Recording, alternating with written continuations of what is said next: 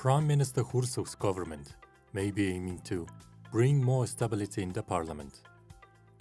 The Mongolian People's Party held the 28th Great Hall in Ulaanbaatar. Out of the 4 contenders for the chairman, 2 pulled the names from the race, while the remaining candidates went to the ballot box.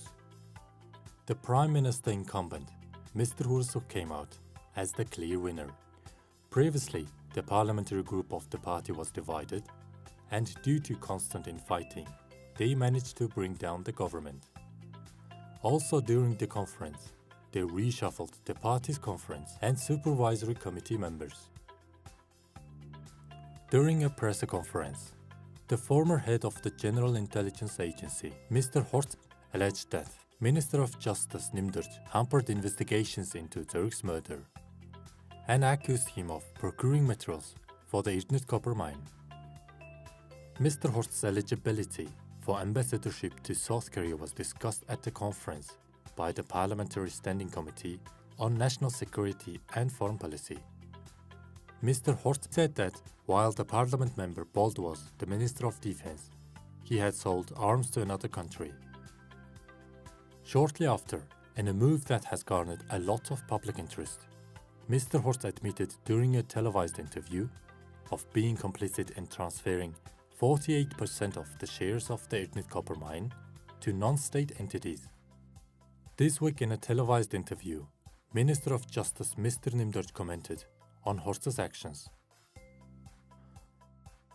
Prominent statesmen have lately been coming out with controversial statements against one another. Perhaps it's a glimpse of what happens behind the closed doors in Mongolian politics. As of November 20th of this year, Mongolia has exported a total of 21,500 tons of meat and meat produce, 80% of which was horse meat. During the Food Safety Conference, the amount of import and export of foodstuffs for 2018 was agreed upon. It was also decided that the amount of horse meat for export would be increased by 10,000 tons. The Mongolian president expressed his interest in bringing the death penalty back and submitted an official proposal to the Minister of Justice and Internal Affairs.